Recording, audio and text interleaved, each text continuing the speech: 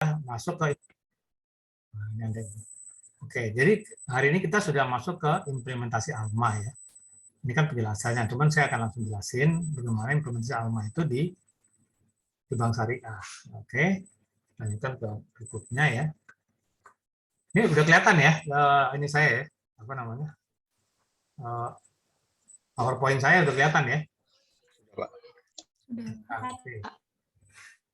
Yang pertama yang ingin saya sampaikan di dalam konsep pengelolaan dana atau ini sebenarnya konsep ALMA ya kan.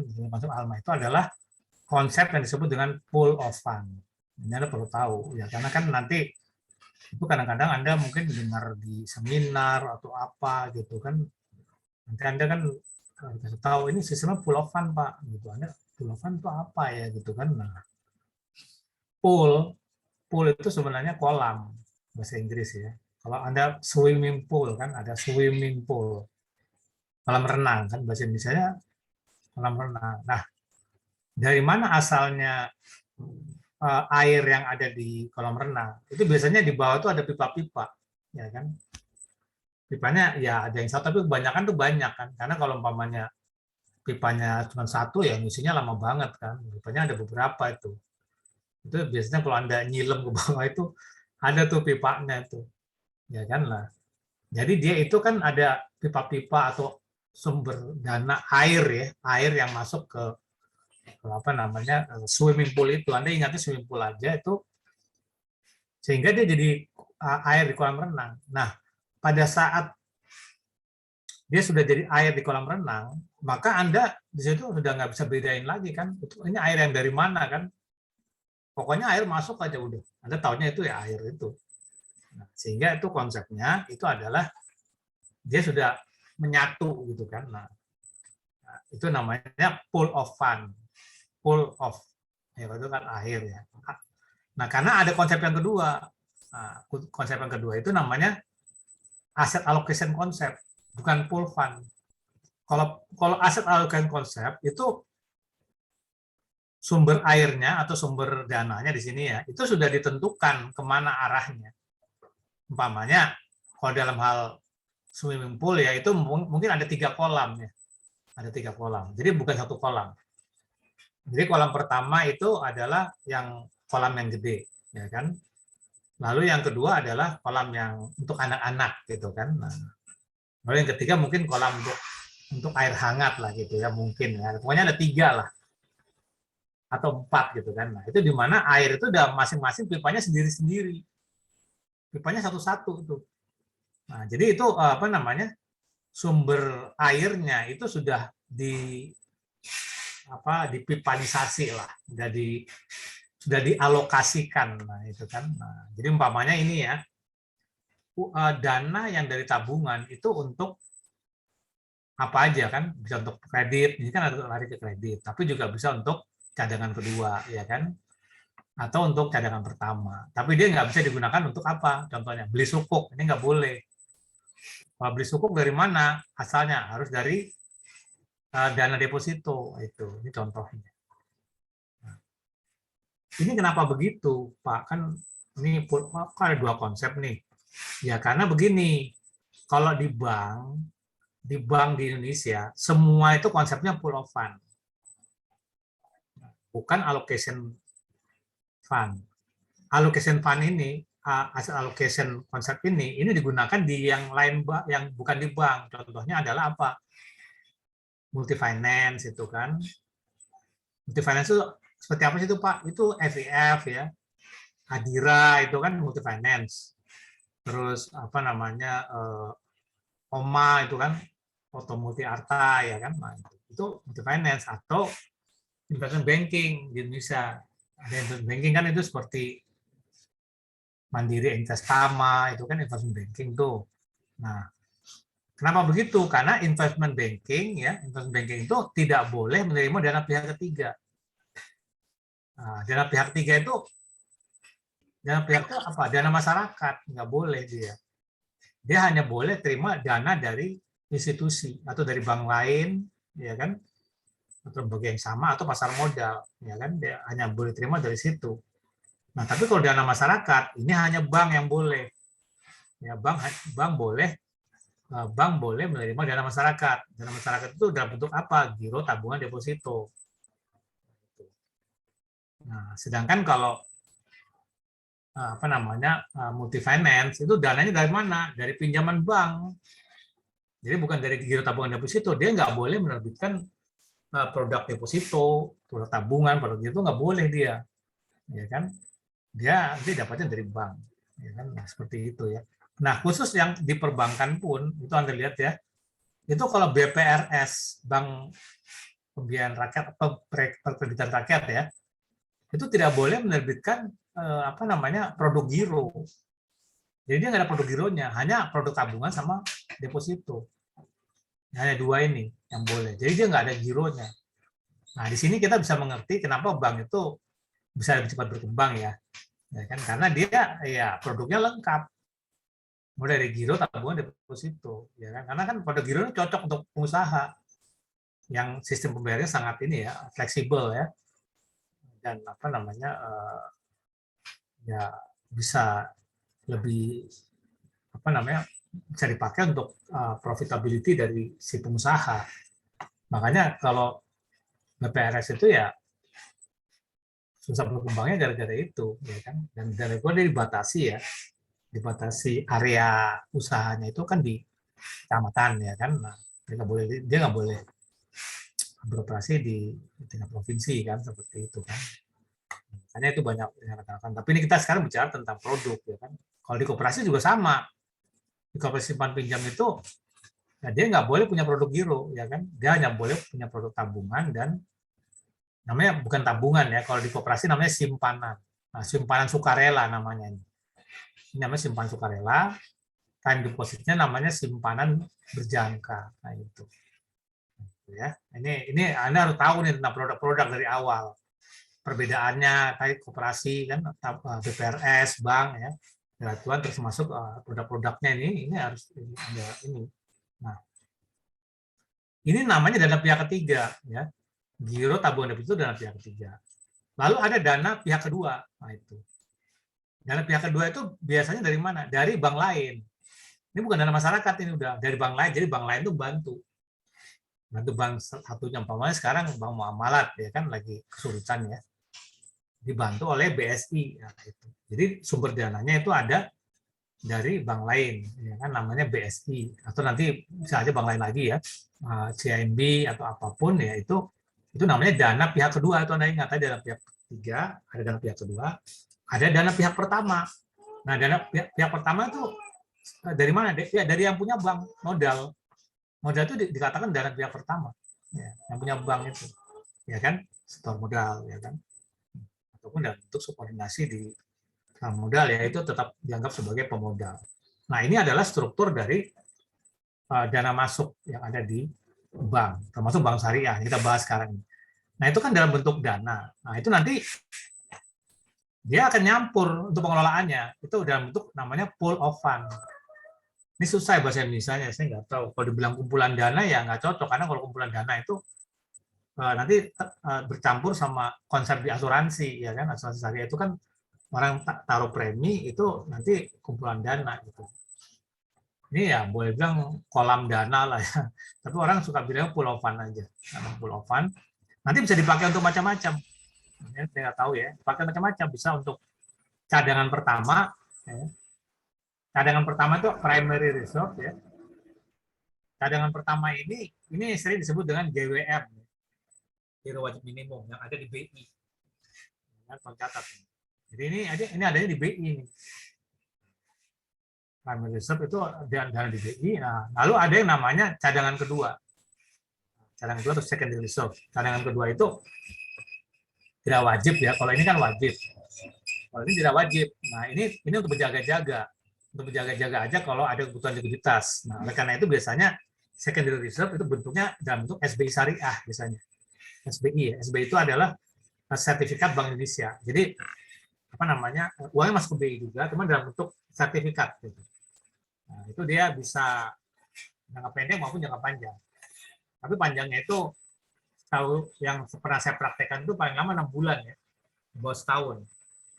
Nah, jadi ini kalau saya apa namanya analogikan supaya Anda gampang ini ya. supaya Anda gampang menganalogikannya juga. Ini ibaratnya itu dana cadangan di kita contohnya ya. Kita kan perlu dana cadangan ya pasti. Contohnya untuk yang cadangan kedua ini itu pasti dalam bentuk uang kita di dompet itu. Nah, cadangan pertama apa? Uang kita di ATM, ya kan? Nah, jadi kan biasanya kan kalau kita ada kebutuhan-kebutuhan yang sifatnya daruriyah itu kan kita kan lihat dompet kita dulu kan, umpamanya ini tiba-tiba kok disuruh bayar SPP ya kan, atau kata lain untuk makan lah gitu kan, pasti Anda di dompet Anda itu nggak mungkin dong Anda di dompet Anda itu kosong atau tinggal dikit lah, ini pokoknya hari cuma sisain 10.000 gitu kan, makan aja kan 17.000 sekarang, 15.000, nggak mungkin Anda bawa dompet tuh isinya cuma 15.000, pasti ya sekitar 50.000 lah minimal ya. Jadi buat isi bensin dan sebagainya. Kecuali memang Anda lah yang jadi nggak di rumah, tapi biasanya tetap ada lah di dompet itu 10. Nah, ini cadangan pertama itu di ATM kan. Jadi kalau Anda kurang juga, Anda pergi ke ATM, gesek gitu kan, baru bisa tarik uang kan gitu. Itu jadi Anda berpikirnya supaya lebih gampang lah. Itu maksudnya apa sih Pak? Cadangan-cadangan itu. Nah, cuman kalau di bank, cadangan itu wajib. Yang di primary-nya ya, karena itu udah satu aturan dari BI ya, bahwa Anda harus punya GWM, giro wajib, dalam bentuk giro tuh, giro wajib minimum. Jadi bank-bank itu buka rekening di BI, ya kan? Nah, itu sama bank itu harus diisi. Jumlahnya dari mana? Jumlahnya itu dari dana pihak ketiga. Nah itu, makanya kan kita harus tahu konsep dana pihak ketiga, dana pihak kedua, dan dana pihak pertama kan. Nanti terus akan berkelanjutan ya, supaya Anda nanti kalau di kata-kata ada dana pihak kedua, itu yang mana sih Pak? Ya, dana pihak ketiga tuh maksudnya yang mana kan gitu kan? Nah jadi dihitung dari dana pihak ketiga itu apa namanya 2 minggu terakhir ya kan? Nah itu. Nah pokoknya dana pihak ketiga ini DPK ya, dihitung dari DPK. DPK-nya itu umpamanya 100 miliar ya kan. Nah, maka giro wajib minimumnya atau primary reserve-nya kan tergantung kepada aturannya. Kalau aturannya 5% ya berarti 5% dari 100 miliar. Berapa itu? Ya 5 miliar. 5 miliar itu harus ditransfer ke BI. Nah, itu. Ditransfer ke BI. Masuk ke BI kan. Nah, itu dia tersimpan di sana itu. Nah, karena dia tidak mendapatkan pendapatan, kecuali kalau sekarang mendapat pendapatan ya, maka apa namanya ini termasuk dana nganggur, dana idle ya, dana nganggur. Karena taruh di BI 5 miliar ya udah 5 miliar itu nggak bisa dipakai untuk kredit, untuk penempatan ke yang lain nggak bisa, gitu kan. Nah yang kedua adalah cadangan kedua, jadi uang yang dari nasabah DPK maupun dari pinjaman maupun modal itu masuk ke dana cadangan kedua kan. Nah oleh karena dana cadangan kedua itu bisa kecil bisa gede karena ini sunnah sifatnya ya kan. Sunnah itu ya nggak wajib ya kan. Seperti Anda juga lah di dompet itu ada yang apa namanya mensyaratkan tuh pokoknya di tempat ada tuh teman saya pokoknya kalau di kantong saya tuh harus ada 1 juta aja Pak. Banyak amat Pak bilang. Ya ternyata emang dia kebutuhannya banyak kan kadang-kadang apa namanya ketemu orang ditraktir dia orangnya mungkin sangat ini ya apa dermawan lah gitu kan apa-apa ada orang miskin dikasih duit ya. Jadi di kantong itu harus ada 1 juta aja gitu minimal 500.000 tapi kan ada orang yang nggak itu kan yang cukup 300.000 aja atau 100.000 itu kebijakan oleh karena itu di bank juga masing-masing ada yang 5% ada yang 10% ya itu apa namanya itu adalah kebijakan masing-masing bank karena sifatnya sunnah gitu.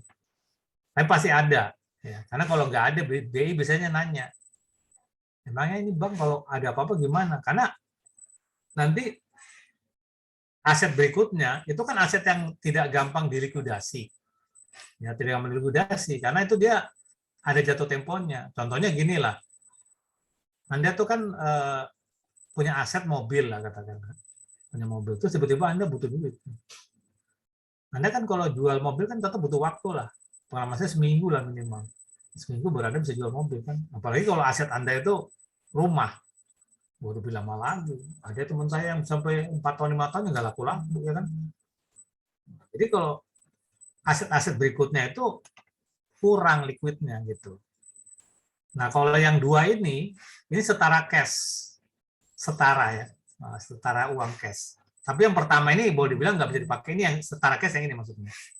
Kalau ini kan nggak boleh dipakai, karena kan itu memang sudah syarat dari BI harus ada GWM, itu ngendon aja di BI. Tapi yang ini yang kedua, ini adalah setara kas. Ya kan? Karena kalau kita mau butuh uang, kita tinggal jual aja, itu banyak orang yang mau beli. Ya, jadi mungkin kalau di kita yang cepat itu apa? Misalnya HP kali ya, nah, gitu kan? Karena HP kan bisa digade, hari itu dapat duit, kalau nggak salah gitu ya. Saya nggak tahu juga apa perlu hari, kalau perlu hari ya setara kas. Setara kas itu yang kalau kita jual itu hari itu kita dapat duit juga, setara. Kalau kas kan hari itu juga ya. Pokoknya kita ada utang sama orang, tolong dong bayar utang saya 10 juta. Oh ya siapa? Dia tinggal ke ATM, dia transfer kan. Nah, tapi kan nggak seperti cash, uang cash itu kan, karena uang cash itu kan langsung di tempat ya, langsung kita kasih dia duit tanpa kita harus pergi ke ATM. Kalau ke ATM ya tetap ada, kita naik motor mungkin terdekat itu ada beda-beda 15 menit lah kan gitu. Nah, itu sama. Nah, karena penempatan berikutnya itu kalau kita jual butuh waktu. Ya. Walaupun sekarang kayak sukuk ini bisa aja cuman 2-3 hari, itu kan settlementnya itu bisa kita dapatkan. Nah, ini penempatan selanjutnya dari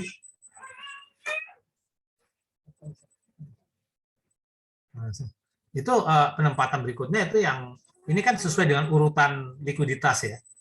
Itu adalah sukuk. Sukuk itu surat berharga. Ya kan? Kayak kita punya surat berharga, kayak deposito aja. Deposito aja kalau kita mau dapetin duitnya, itu kan kita harus break deposit namanya. Itu kita harus cari billetnya dulu, ya kan? Cari bilet di rumah, lalu kita ke bank, urusan baru dia cair. Tapi itu kan kalau deposito itu maksudnya setara kas juga sih sebenarnya itu. Nah, cuman kalau sukuk ini biasanya lebih sulit dijualnya ya, karena kan nggak semua orang tuh mau beli sukuk itu gitu. Nah, nggak semua orang. Jadi ada penempatan di sukuk ini. Nah, berikutnya adalah kredit.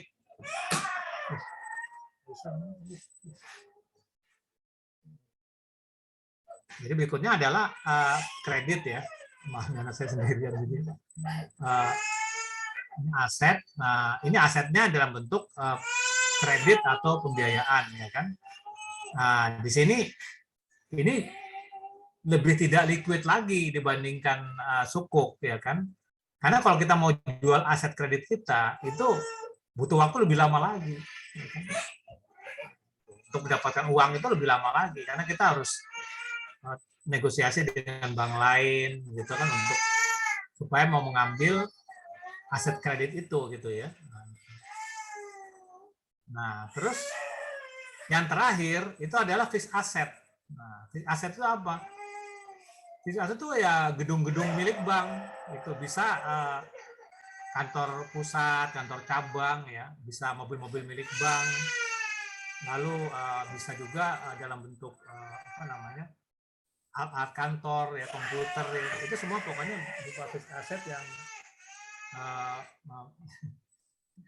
yang sebenarnya itu bukan portofolio bank ya, itu kewajiban bank harus punya aset tersebut, ya kan, sehingga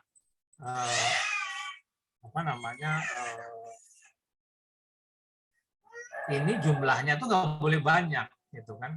Jadi karena yang namanya bank itu portofolionya harus banyak kan di kredit. Nanti kan ada aturan namanya FDR. FDR itu aturan kalau di konvensional namanya LDR ya. Namanya LDR itu namanya loan to deposit ratio.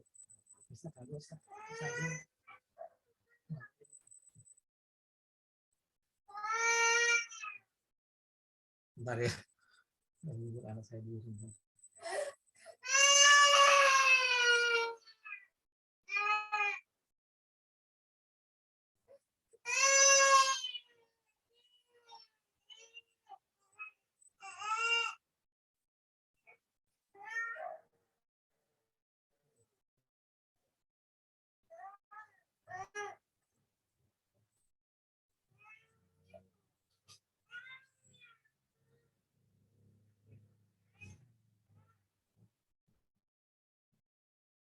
Oke ya, jadi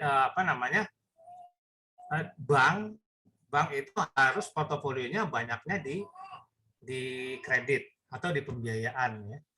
Nah, kita tahu itu oleh karena itu BI atau OJK sekarang ya, itu membatasi pembiayaan kalau dia kurang dari, kalau di bank syariah itu 80%. Aturannya itu namanya FDR ya, namanya FDR. Itu namanya FDR singkatan dari financing to deposit ratio, ya kan? Nah, itu kan perbandingan antara financing, pembiayaan dan deposit. Deposit FDR namanya kan, berarti deposito ya, bandingnya deposito. Nah, itu 80%. Nah, kalau kurang dari 80%, maka dia akan dipanggil BI, ya kan, namanya ini kok kurang 80%. Artinya memang sebagian besar dari aset bank itu harus dalam bentuk kredit, ya kan. Nah, jadi kalau kebanyakan asetnya itu fixed aset ya, bukan aset, maka itu bukan bisnis bank, maka itu bisnis properti namanya, ya kan. Karena kalau properti ya banyakkan fixed asetnya, ya kan. Kalau di bank itu harus banyak aset, namanya earning asset. Nah, aset yang menghasilkan ya secara bulanan itu kan. Kredit kan orang bayar bulanan ya. Earning itu menghasilkan.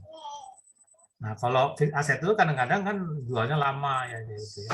Nah, ini penting ada ketahui dari awal. Ini karena ada FDR, ada istilah FDR, ada istilah GWM ya kan, giro wajib minimum yang Anda harus penuhi. Ada istilah DPK, ada dengan pihak ketiga, ada istilah dengan pihak kedua, ada dengan pihak pertama, ya kan, ada istilah pool of fund, ya kan, sehingga Anda ketahui umpamanya, kok ada konsep pool of fund, Pak? Ya karena ada konsep satunya lagi, ada konsep allocative fund, ya kan. Kalau aset allocative fund itu ya nggak di bank gitu, supaya Anda tahu. Nah, konsep tentang pool of fund itu juga diatur di OJK. Jadi bank di Indonesia nggak ada yang boleh menggunakan allocative fund, ya kan. Allocative fund hanya di luar bank. Kalau bank ya harus harus pool of fund. Nah, ini penting, nanti sampai ke praktek nanti kita akan pahami seperti itu ya. Nah, selanjutnya yang harus kita pahami dari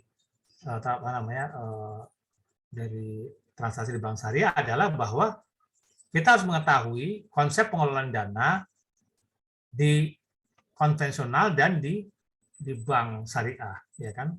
Karena konsep pool of fund itu diadop oleh dua bank itu, karena kan itu udah aturan dari OJK, ya kan, bahwa baik konvensional maupun syariah itu harus menggunakan konsep pool of fund. Nah, yang kedua tentu apa dong bedanya antara bank syariah sama bank konven, ya kan? Nah, di sini bedanya. Jadi kalau di konven ya, di konven itu antara penghimpunan dana dan penyaluran dana itu pada dasarnya itu adalah jual beli dana, ya kan? Jual beli dana. Jadi kalau kita menghimpun dana, itu kita beli dana. Nah, itu kan kita beli dana. Sehingga nanti dihitung cost-nya berapa untuk dana tersebut, berapa sih cost-nya untuk beli dana tersebut ya. Umpamanya ini untuk beli dana deposito itu kita bayar 7%, ya kan. Lalu kita untuk menyalurkannya itu ke kredit, kalau di konvensional kan kredit namanya, itu kita menyalurkan sebesar 10%, ya kan. Di sini 7%, di sini kita salurkan 10%, ya kan. Sehingga kita akan dapat net 3%. Keuntungan ya. Itu yang disebut dengan NIM nanti. Nanti Anda belajarnya namanya NIM, net interest margin. Net interest margin itu maksudnya selisih penerimaan bunga dikurangi dengan biaya bunga, ya kan? Gitu ya. Nah, jadi nanti Anda bisa lihat laporannya di laporan rugi laba. Laporan rugi laba bank itu yang konvensional. Ya, karena laporan itu ada dua ya. Laporan itu ada dua. Laporan neraca dan laporan rugi laba namanya. Kalau Anda lihat di koran itu ya, atau enggak sekarang Anda buka di internet, namanya Anda pengen tahu laporan neraca Bank Mandiri, mau Anda buka, BCA buka. Itu Anda lihat pasti ada dua laporan itu, ada laporan neraca, ada laporan rugi laba namanya, ya kan? Nah, di laporan rugi laba itu ada tulisan tuh pendapatan bunga, ya kan? Ada biaya bunga itu tulisannya itu ada. Ada pendapatan bunganya berapa, ya kan? Nanti terus ada tulisan dari biaya bunga. Gitu. Nah, pendapatan dana dikurangi biaya bunga kan dapatnya laba kotor tuh. Atau di situ disebut dengan pendapatan bunga lah. Apa namanya? Selisih belum bersih, selisih kotor pendapatan bunga, ya kan? Pendapatan dikurangi biaya. Nanti setelah dikurangi dengan pajak-pajak, setelah dengan biaya itu nanti jadi pendapatan bersih kan, itu istilahnya. Gitu ya. Jadi itu konsepnya jual beli. Nah, jadi kita katakan kita beli dana, ya kan? Nah, tapi kalau di syariah nanti itu namanya konsepnya bagi hasil. Ya, kenapa beda dengan konven? Karena kalau di sini tidak ada hubungan antara aset sama liability. Nggak ada hubungannya. Jadi artinya Anda sudah masuk umpamanya 7%, ya kan, di sini. Anda masuk uang 7%. Di sini kan ada penyaluran dana. Ini penyaluran dana seberapa besar pun nggak ada ngaruhnya buat Anda. Anda tetap 7%. Jadi kalau dia di sini ngelola dananya bisa sampai katakan 25% lah. Ya ini semua sisanya ya milik bank. NIM-nya itu selisih pendapatan bunganya itu namanya itu milik bank. NIM-nya ya namanya net interest margin atau selisih pendapatan bunga itu. Jadi ini kalau umpamanya di sini naik ya kan, Anda nggak dapat naik, Anda tetap dapat 7%, nggak akan naik itu. Jadi dengan lain nggak ada hubungannya. Sebaliknya juga gitu, umpamanya macet di sini kan, ini tetap kita dapat 7%. Nah, jadi yang nanggung bank, cuman sekarang kan resiko itu kan dilempar ke LPS namanya kan, lembaga penjaminan simpanan ya kan, dilempar ke situ kan. Jadi kalau umpamanya dia macet, nah itu ini dana pihak ketiga sudah ada penjaminnya kan, namanya LPS itu yang warna kuning. Jadi kalau Anda masuk ke bank itu ada stiker kuning ya. Itu maksudnya dana Anda aman selama ada kuning itu karena di cover oleh LPS itu. Nah, tapi tetap dari sisi kerugian karena di sini nggak terima bunga ya, maka dengan kata lain ini menjadi risiko bank. Jadi di sini sebenarnya nggak ada hubungan antara dana masuk sama dana keluar. Nah, tapi kalau di bank syariah ada hubungan antara penyaluran dana sama pengumpulan dana. Ada hubungannya. Jadi umpamanya di penyaluran dananya itu naik ya kan, pendapatannya naik gitu. Ya, karena kan pendapatannya dari bagi hasil, mudharabah musyarakah itu kan dari yang lain-lain, umpamanya itu naik secara rata-rata, maka dia juga akan mendapatkan apa namanya hasilnya ini semakin bagus gitu. Itu kan sarananya kan nisbah namanya. Ya, jadi untuk bagi hasil itu nanti untuk menyatakan ada hubungan antara penyaluran dana dan penghimpunan dana itu kan namanya nisbah. Nah, jadi kita sudah sepakat bagi hasil gitu. Itu akan dibagi hasilkan kita. Itu jadi itu beda nyata. Nah, nanti beda-beda selanjutnya akan saya jelaskan ya di dalam slide ini supaya Anda jelas. Nah, di sini kan jadi dari sini aja sebenarnya kita sudah bisa menyimpulkan ya bahwa di dalam syariah itu ada perbedaannya antara konvensional syariah ya kan. Jadi dikatakan itu ada hubungan antara pengguna dan penghimpunan dana ya kan. Nah, selanjutnya saya akan memberikan kepada Anda konsep selanjutnya, yaitu adalah soal penetapan aset pricing di bank konvensional. Maksudnya apa sih pricing? Maksudnya harga kredit itu loh. Harga kredit. Anda tahu nggak dari mana asalnya bunga kredit? Ya kan? Kalau kemarin kan saya sudah jelaskan, kalau bunga deposito itu asal dari BI, ya kan? Karena ada pencipta bunganya kan, yang menciptakan bunga kan BI, ya kan? Nah, lalu bank itu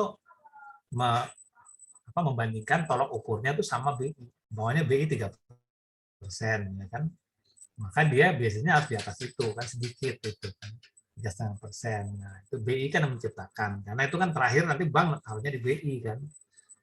Kita kan ada BI. Tapi kalau harga kredit, kalau harga kredit itu adalah kewenangan bank.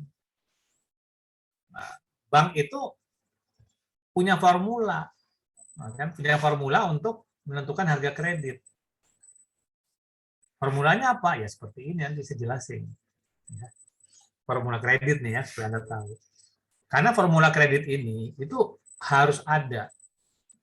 Nah, jadi BI itu mewajibkan semua bank itu harus transparan. Jadi nggak asal main kasih harga aja tuh.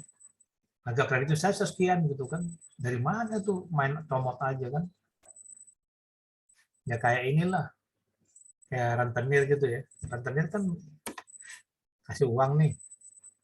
Terus Anda pokoknya tiap seminggu atau bahkan kalau di pasar tuh harian ya. Pokoknya tiap hari Anda harus bayar ke saya 150.000 ya. Nah, gitu kan. Nah, itu dari mana tuh tinggi banget kan. Rentenir itu bunganya bisa 100%. Bisa 120%, ada yang ber-200% ya kan. Nah, kalau di bank nggak bisa. Anda main hantom aja kan, pokoknya bunganya Anda bilang itu 20% atau 5% ya kan. Dari mana dia akan tanya. Nah, itu aturannya tuh namanya SBDK. Ya, SBDK itu suku bunga dasar kredit. Nanti kan di SSL lain sampai minggu depan ya, kita akan bahas. Itu namanya SBDK, suku bunga dasar kredit, ya kan? Karena di suku bunga dasar kredit itu maksudnya minimal dia tuh kalau naruh atau kasih pembiayaan kredit itu bunganya sekian gitu, nggak boleh kurang gitu, ya kan? Nah ini adalah rumusan atau formula yang digunakan di konvensional untuk menghitung harga kredit, yaitu dari liability ke aset. Jadi dihitung dulu. Ini kan pendekatannya namanya apa? Pendekatan biaya namanya. Atau cost approach, pendekatan biaya ya. Jadi biayanya berapa, lalu dihitung apa namanya kan keuntungannya gitu kan. Jadi kalau kita jual itu nggak rugi gitu kan. Nah, jadi itu semua bisnis itu pasti cost approach. Kebanyakan kan. Contohnya kalau kita dagang tomat lah simpelnya gitu ya. Dagang tomat. Biayanya apa aja sih? Ya pertama kan harga belinya itu sendiri ya. Pokoknya saya dagangnya di Kramat Jati, tapi saya ngambil tomatnya dari Bogor atau bahkan dari Puncak kan supaya murah. Tetap aja harus tahu dong harga belinya per kilo berapa kan di sana. Nah terus apalagi biaya-biaya lain yang kita harus hitung. Biaya ngangkatnya, pertama kali dari situ kan petani pasti ngangkat ya, ada biaya ngangkatnya. Satu, yang kedua biaya apa? Biaya perjalanan kan. Maksudnya dia kan pakai truk engkol itu kan, masukin di belakang, dibawa dari Puncak sampai sana kan, nanti biaya turuninya lagi. Terus nanti ada mungkin kalau kita dagangnya nyewa-nyewa lapak yang tidak ada lapaknya kan, mungkin satu tempat itu ada biayanya lagi kan, mungkin sehari berapa. Nah, itu kan ada biayanya. Jumlah-jumlah rata-rata nggak boleh rugi dong, yang ada jual per kilonya berapa kan tomatnya kan gitu. Itu namanya pendekatan biaya itu. Semua juga dalam bisnis pendekatan pasti pendekatan biaya. Anda jual apapun itu Anda hitung biayanya berapa kan? Nggak mungkin Anda mau rugi dong, ya kan? Yang namanya pengusaha ya, atau apa namanya, yang namanya pedagang ya, nggak ada yang mau rugi. Nah sama di konvensional juga konsepnya adalah dagang duit nih, saya bilangnya ini dagang duit ya. Nah kan tadi kan harga beli duit, harga jual duit kan, itu konvensional riba lah gitu ya, harga jual, harga berapa sih harga beli, berapa Pak harga belinya kan dulu kalau saya di bank, berapa itu depositonya kan, hitung-hitung. Nah oleh karena itu ada jangan bingung nanti namanya cost semua, ini C-nya cost. Ini COF itu adalah cost of fund. Nah, biaya dana. Cost of fund ya. Nah, cost of fund-nya berapa? Ini kan kalau dana pihak ketiga itu kan di blended, di rata-rata tertimbangkan ya kan. Giro masuknya berapa, tabungan masuknya berapa, deposito masuknya berapa kan. Nah, itu totalnya ditertimbangkan itu cost-nya berapa, biayanya. Umpamanya giro 2% ya kan, bunganya itu. Tabungan bunganya berapa? Umpamanya 3% ya kan. Terus deposito umpamanya 4% kayak gitu kan. Nah, nanti sesuai dengan proporsinya uang masuk itu kan, gila umpamanya masuk 10%, ya kan, tabungan masuk mungkin 20%, 30%, sisanya deposito 70%. Tinggal dikali aja persentasenya dengan tadi bunganya, itu dapat namanya cost of fund. Ya, nanti kita praktek. Tapi yang penting Anda harus tahu dulu ini apa sih Pak? Pendekatannya pendekatan biaya. Pendekatan biaya ini pertama biaya dana itu sendiri kan, atau dengan kata lain harga beli tomatnya itulah, harga beli tomatnya di puncak atau itu berapa? Itu harga dasarnya dulu kan, kita tahu harga itu. Nah, ini kan jual beli duit ya kalau di konven itu. Nah, jual beli duit. Nah, yang kedua adalah harga duit nganggur, ya kan? Karena itu uang yang kita beli dari nasabah itu nggak bisa dipakai semua. Ada yang nganggur. Nganggurnya apa? Ya tadi sudah jelaskan tadi kan. Nganggurnya pertama di mana? Di BI. Ini kan di primary reserve ini. Kan masuk ke BI itu 5% ya kan. Sekarang kebetulan 5%. Nanti kalau naik 7%, 7%. Ini kan GBM 5%, ya kan. Nganggur itu di sana nggak bisa dipakai. Nggak bisa dipakai untuk kredit, nggak bisa. Dia ngendor aja di situ. Ya kan. Yang kedua, dana nganggur di bank di mana lagi? Dana nganggur yang ada di bank itu ada di cabang-cabang, ya kan? Cabang-cabang itu pasti ada sisa duit, nggak mungkin enggak. Karena gini loh, cabang-cabang itu dia selalu perlu duit untuk operasional, ya kan? Contoh ada orang datang nih, mau ngambil tabungan kan, kalau zaman dulu kan masih kan, kalau mau, terutama kalau tabungannya jumlahnya gede kan, karena kan untuk ATM transfer paling gede kan mungkin 10-20 juta ya, tapi kalau kita mau ngambil duitnya gede, nah kita ke bank kan. Nah pada waktu ke bank kan, bank harus ada tuh duitnya 10 juta di cash katakan. Ya kan? Gue mau apa? Saya mau tarik dana berapa 10 juta, dia langsung ambil. Tapi kan dana itu kan malamnya kan nginap itu. Malamnya nginap di bank. Nggak dipakai kan, masuk ke penyimpanan uang itu kan. Nah, itu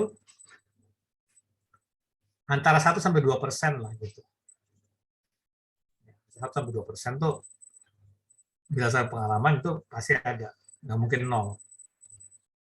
Mungkin gampangnya gini lah, di dompet Anda kan nggak mungkin nol lah gitu kan, kecuali memang nggak punya duit. Dari mana Anda numpang-numpang aja semua kan? Kalau sama teman ya maunya ditraktir ya.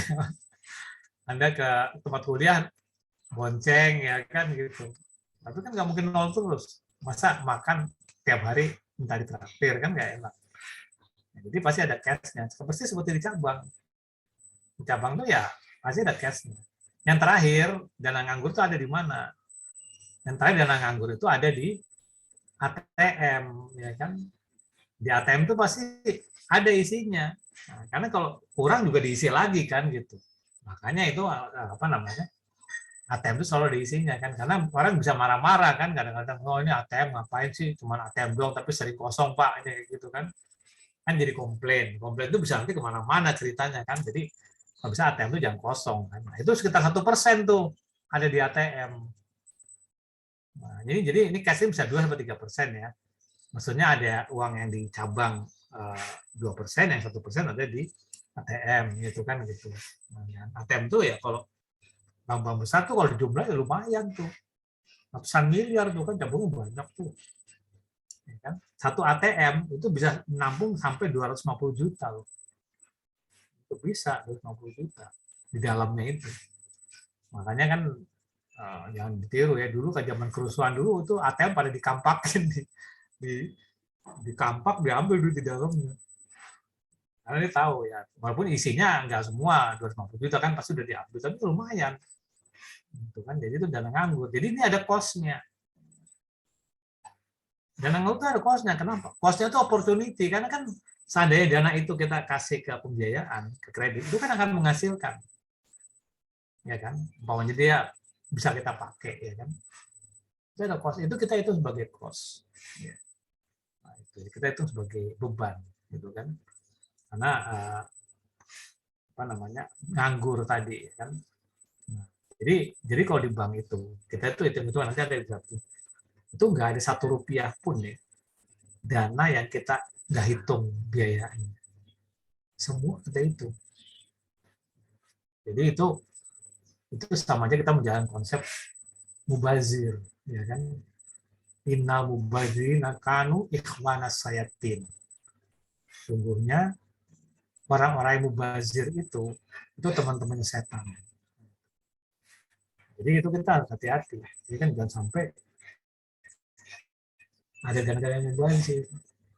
Uang tuh apa namanya ya dikelola secara serampangan. Mungkin contohnya ada orang tuh yang suka taruh duit itu taruh di mana-mana gitu kan, di meja di apa, sehingga kalau mungkin ya ada orang lihat diambil, nggak ada yang tahu itu serampangan kan, nggak jadi diawasi.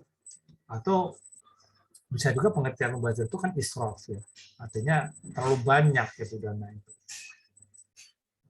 itu padahal anaknya belum bisa menggunakan uang tersebut ya kan. Umpamanya seorang bapak itu nggak bijaksana, hasilnya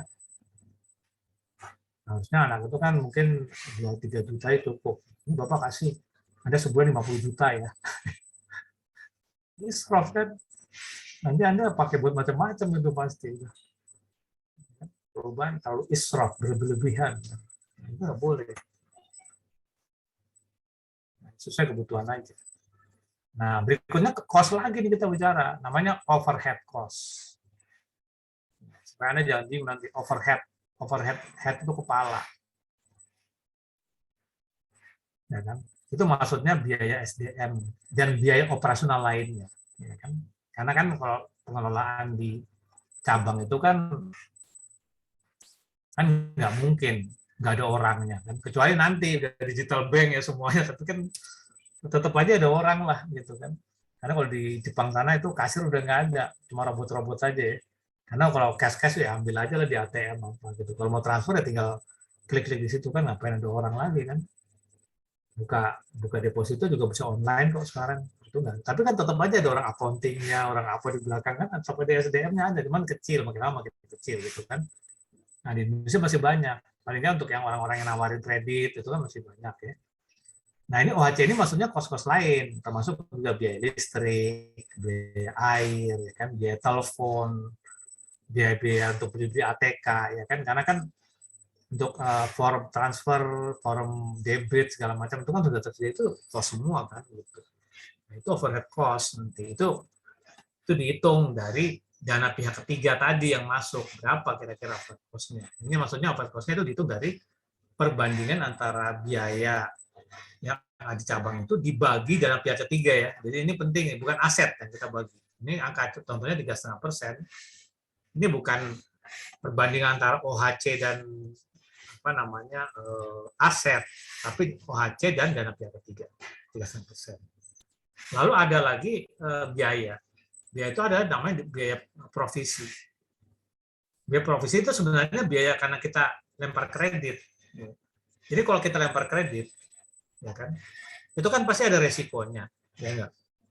Enggak semua lancar kan, ada yang mungkin 5% macet lah gitu kan. Nah, jadi kan ada kategori kolektibilitas itu lancar 1 ya kan, yang 2 itu kan apa namanya dalam perhatian khusus, apa ya, bukan kurang lancar kan, ada berarti kurang lancar terus diragukan lalu macet ya kan. Nah, tapi kalau lancar aja Anda wajib menyediakan 1% gitu, dicadangin 1% tetap lancar aja nih orang bayar, Anda harus bayar 1%, namanya provisi. Cuman kadang-kadang dia dibebankan kepada nasabah ya kan. Jadi umpamanya kita dapat kredit 100 juta ya, maka kita akan dapat 99 juta itu. Yang 1%-nya alasannya bank untuk cadangan ya kan, wajib ya. Tapi kalau umpamanya nasabah nggak mau, berarti kita yang nanggung 1% ini. Tapi kalau nasabah mau ya provisi ini hilang, kita bisa coret lah. Nah, ini nggak perlu kan, sudah tanggung nasabah ya kan. Nah berikutnya ini baru benar-benar adalah dana cadangan macet ya. Karena kalau yang 1% ini kan untuk yang lancar ya kan. Untuk yang macet gimana? Untuk yang macet kan harus diprediksi atau dicadangkan kira-kira berapa persen. Risk premium ini adalah cadangan untuk kredit macet. Jadi kalau kreditnya macet, itu sudah dicadangkan di sini. Kenapa? Karena dana pihak ketiga itu nggak mau tahu kan tadi soal macet atau enggak. Anda mau macet atau enggak itu urusan Anda gitu loh. Saya maunya dibayar 7%, lu bayar 7% aja. Dana pihak ketiga, orang dana pihak ketiganya kan nggak mau tahu tadi karena nggak ada hubungan antara liability sama aset. Nggak ada hubungan antara uang masuk sama yang uang keluar. Yang uang masuk itu ya berapapun harus dibayar. Gitu. Ya kan? Bahkan itu kan ada penjaminan namanya kan, yang apa namanya istilahnya itu LPS, ya, lembaga penjamin simpanan. Nah, sehingga di bank itu lalu dicadangkan itu, dihitung dalam untuk harga kredit nantinya, ya kan contohnya ini contohnya 1,25% itu untuk perusahaan-perusahaan besar. Tapi kalau untuk yang kredit-kredit apa namanya konsumer, kredit untuk yang pribadi itu nggak 1,25%, ya, itu bisa 5%, 7%. Kenapa? Karena ya kebanyakan macetnya sekitar 5% lah gitu ya. Ya kredit konsumer itu maksudnya apa? Kredit yang untuk pribadi ya, contohnya Anda mau beli motor ya kan kredit ya kan, Anda mau beli laptop kredit ya kan, Anda mau beli mobil kredit ya. Nah, itu kan itu namanya kredit konsumer ya, kredit untuk kebutuhan pribadi itu istilah konsumer orang-orang. Maka risk premiumnya atau biaya kredit macetnya itu sudah dicadangkan lebih dari sini, bisa 5-7% tuh, ya kan? Jadi sehingga nanti bisa aja tuh bank itu punya harga jual kredit yang beda-beda, ya, sesuai dengan fokus dia di mana kan? Karena bank tuh fokus, ada bank yang khusus untuk kredit kecil, mikro, nah, itu kan. Karena kalau kredit mikro nanti risk premiumnya bisa lebih gede lagi. Setahu saya risk premiumnya itu sekitar 9%. Karena kalau kredit mikro itu banyak macetnya kan, kalau banyak macet. Bisa 7-9%.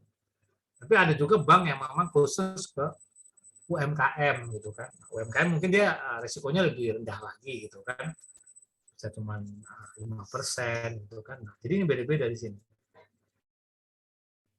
Lalu ini ada yang namanya cost of capital atau apa namanya biaya dari pemegang apa dana pihak pertama, dari pemegang saham lah. Pemegang saham itu biasanya minta ini namanya untuk saham preference ya, untuk saham yang diutamakan itu kan ada cost-nya ya kan. Tapi ini kalau nggak ada ya dihapus. Ya, ini namanya biaya modal ya kan, 0,5%. Kalau ini kita jumlahkan ya, ini namanya cost of money ya, atau harga duit. Nah ini kan tadi, makanya saya bilang tadi kalau di konvensional tuh bilangnya itu jual beli duit. Kalau tadi yang pertama itu apa? Biaya dananya itu sendiri, dananya itu kan bunganya itu. Biaya dana masuk, misalnya deposito 5%. Nah itu namanya cost of fund. Tapi kalau sudah ditambah kos-kos yang lain, itu namanya biaya duit, cost of money namanya. Jadi biaya duit itu namanya. Jual karena konsepnya jual beli duit, bukan bagi hasil. Nah, ini penting. Nah, ini kan tadi kalau kita apa analogikan dengan tomat itu kan ini udah masuk biaya perjalanan, biaya ngangkut dan segala macam. Nah, tentu kan kita nggak mau impas kan, nggak mau break even. Nah, ini kan terakhir kan profit ditambahin di situ. Ya, supaya kalau kita usaha itu ya masa kita usaha nggak ada untungnya, itu kan namanya sosial ya kan. Kalau apa namanya kalau komersial ya harus ada untungnya, namanya juga dagang ya kan, dagang duit ya kan. Nah, ini kita patok. Nah, ini profit margin, ini sebenarnya ROA.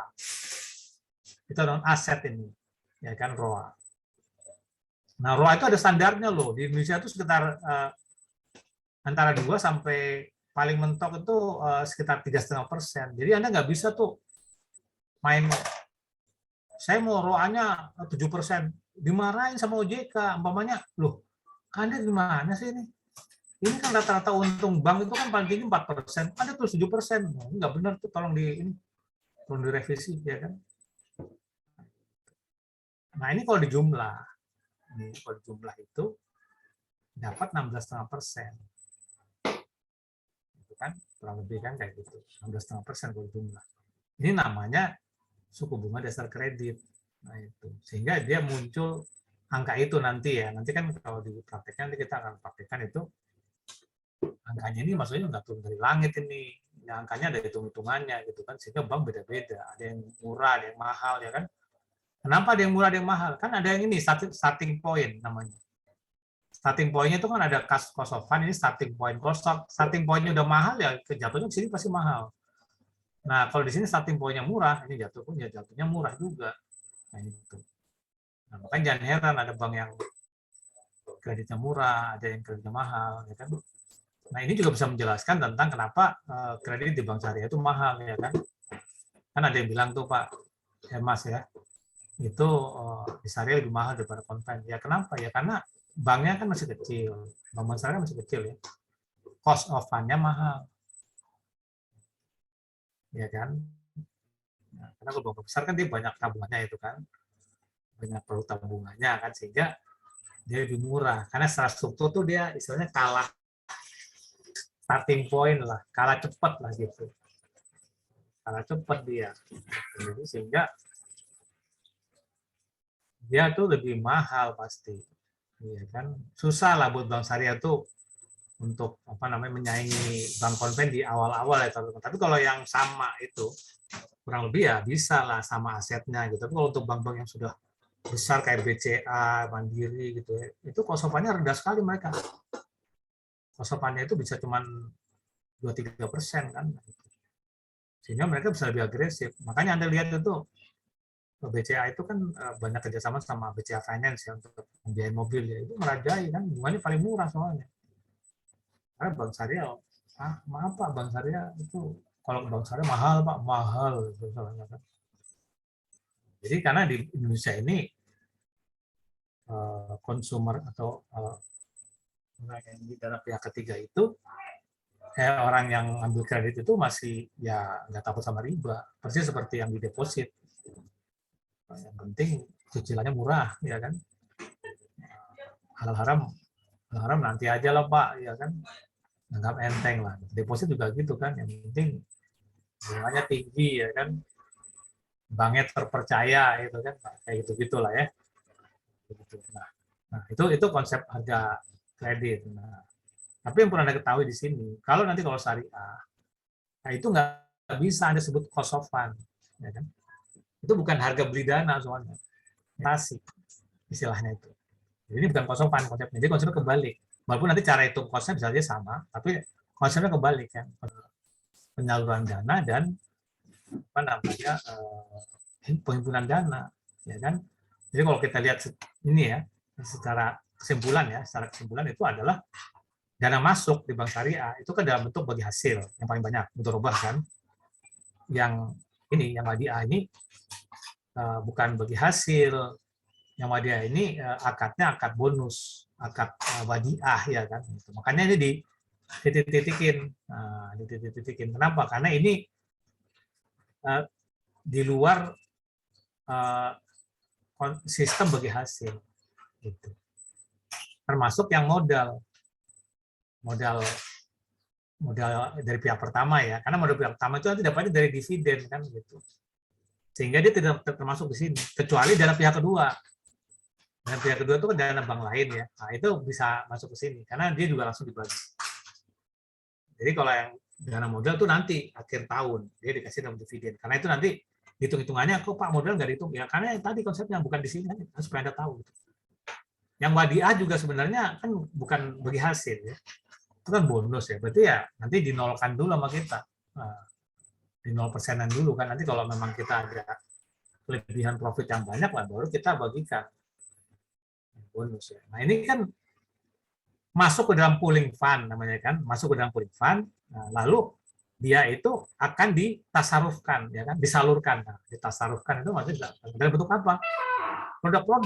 Produk-produknya kan bisa produk jual beli seperti murabahah, istisna, salam gitu kan, atau ijaro, itu kan menghasilkan margin, atau ujroh kalau yang ijaroh ya.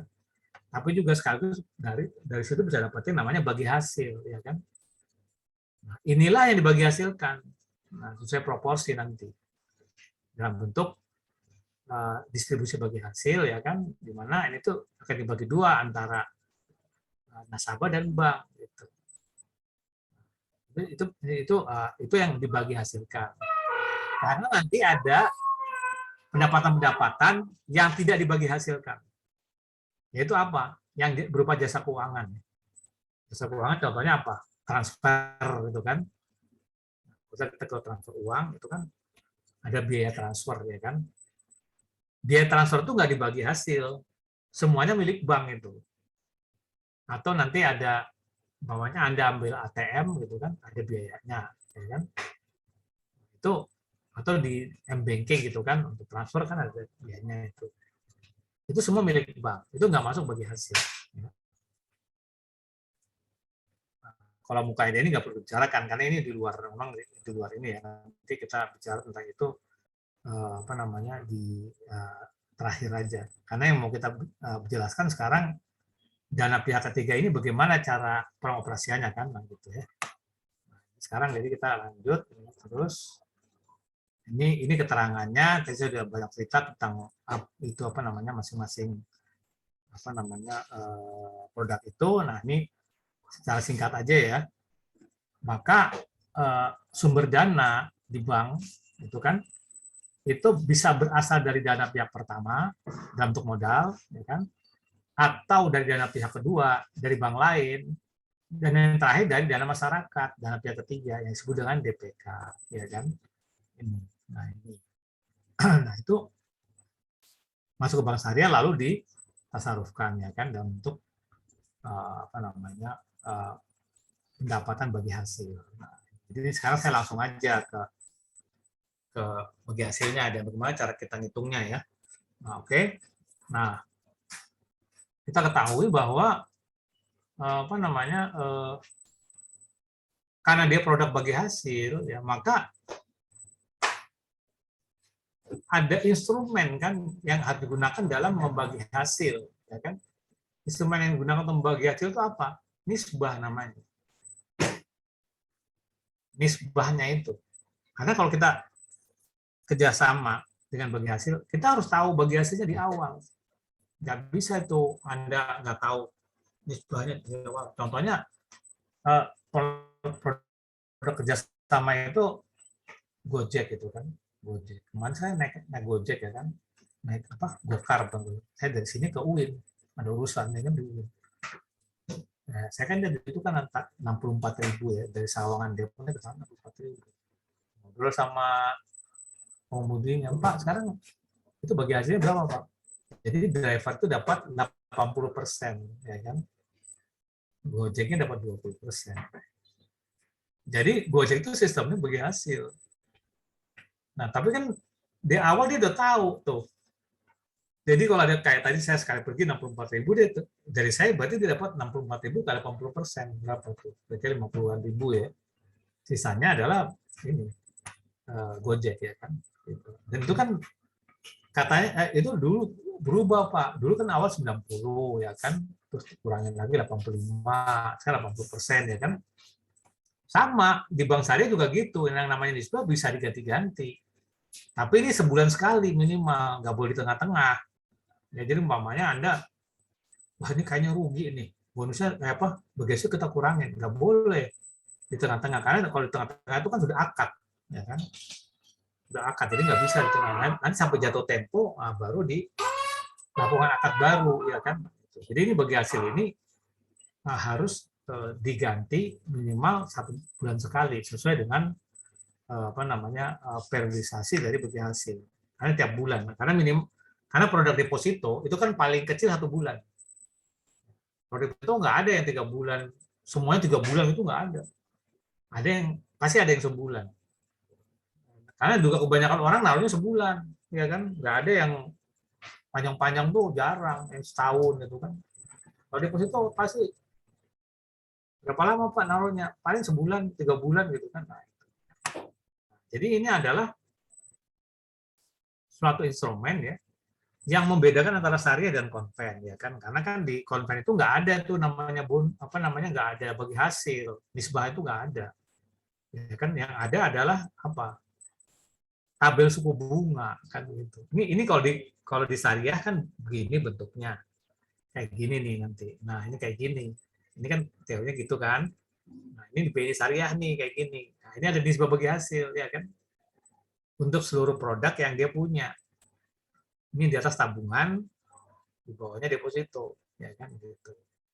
Nah, ini ada masing-masing ada nisbahnya. Ini kan Anda udah tahu gini ya.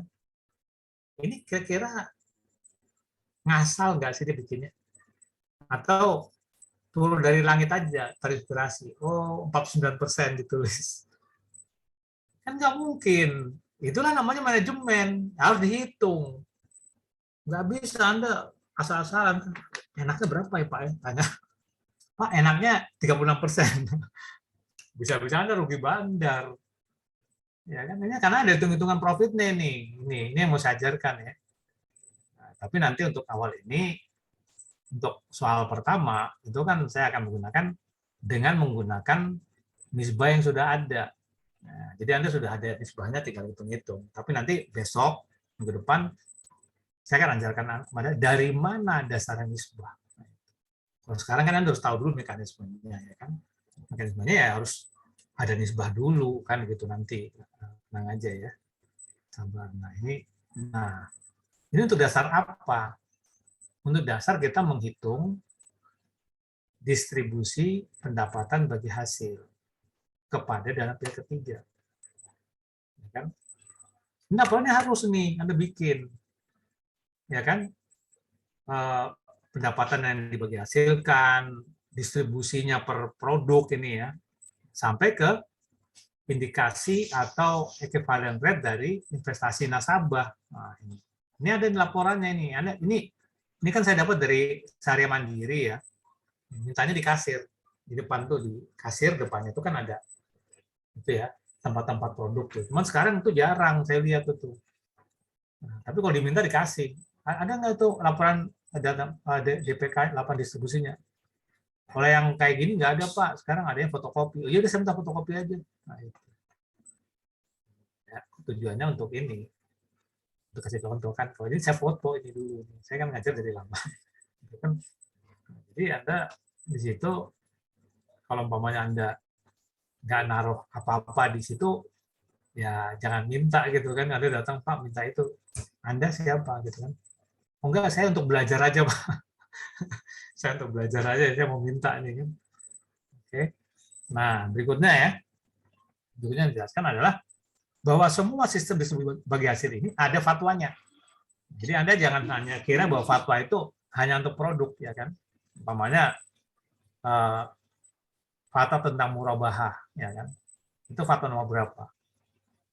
Fatwa nomor 4 itu murabahah. Lalu fatwa tentang istisna nomor berapa? Nomor 5, ya kan? Salam 6, ya kan? 4, 5, 6 gampang deh. Kalau mudharabah 7, musyarakah 8, 9 ijarah kan gitu. Itu 6 produk ya. Tapi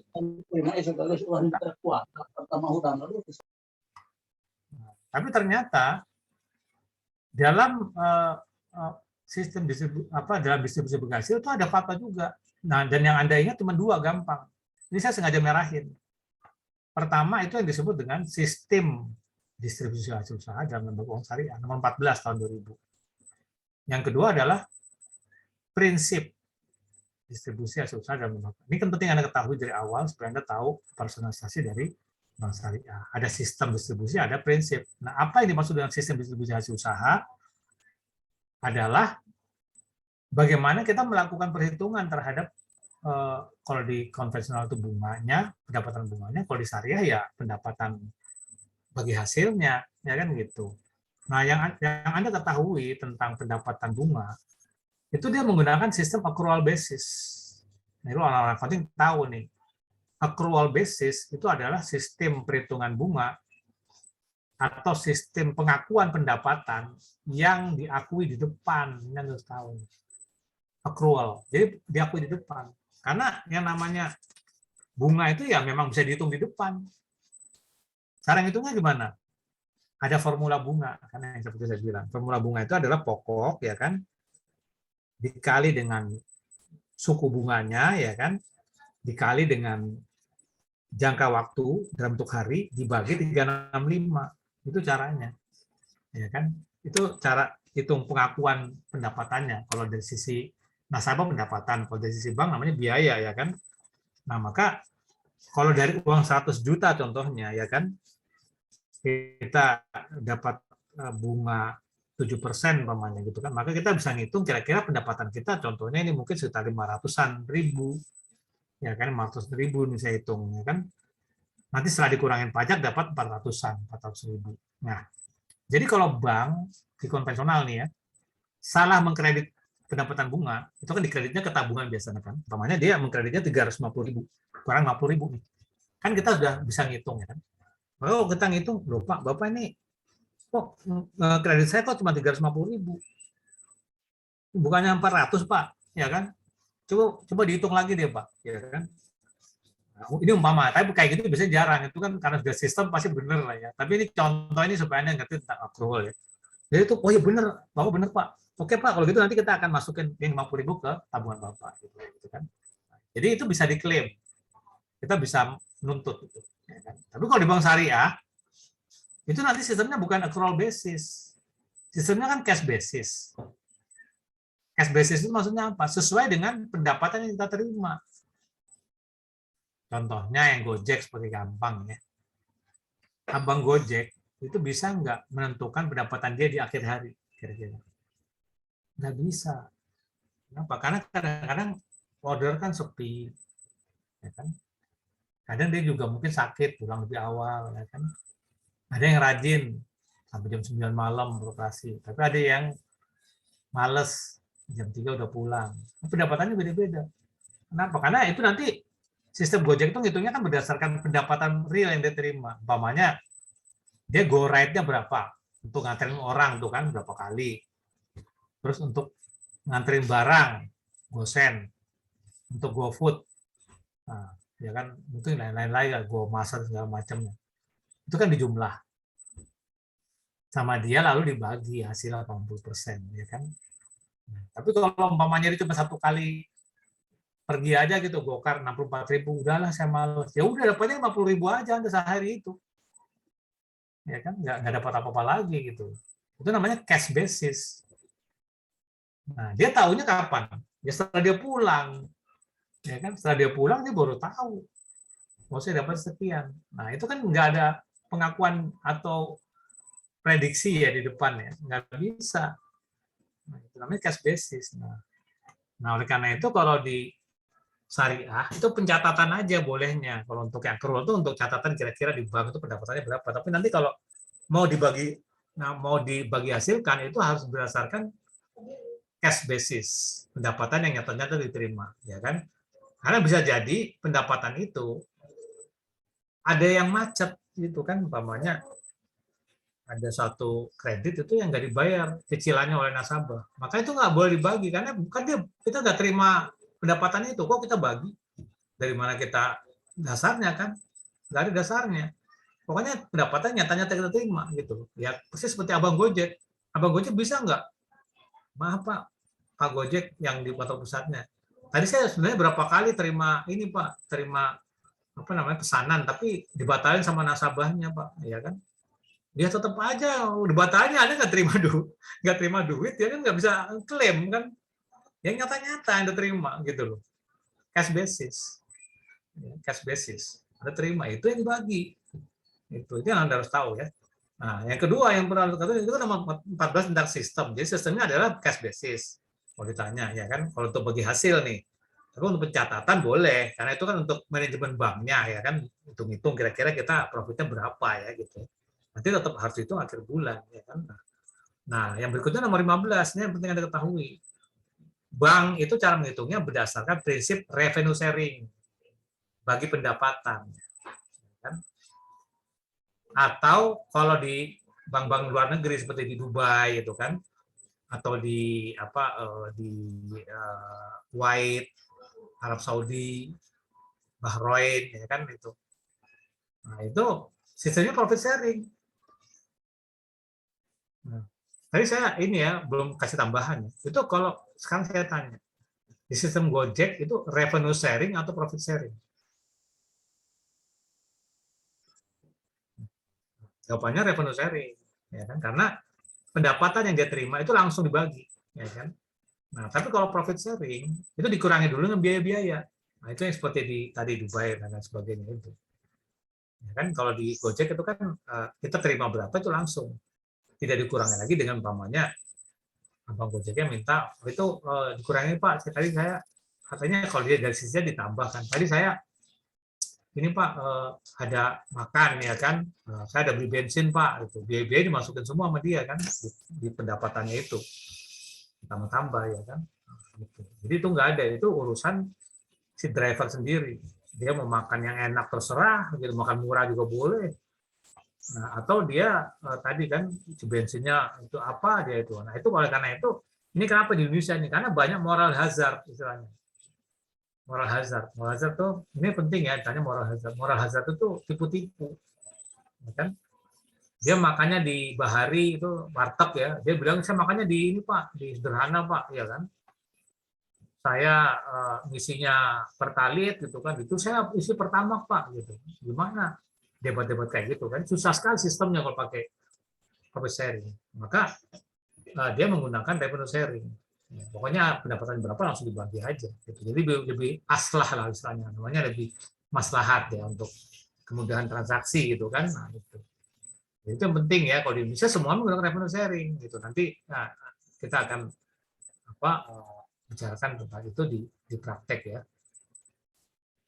Nah, ini juga kalau kita bicarakan dari sisi fikih itu sebenarnya kita jadi mengerti gitu bahwa itu tidak hanya aturan ya mungkin aturan di fatwa saja, tapi memang di fatwa itu mengatakan bahwa yang membolehkan konsep revenue sharing itu adalah Imam Syafi'i.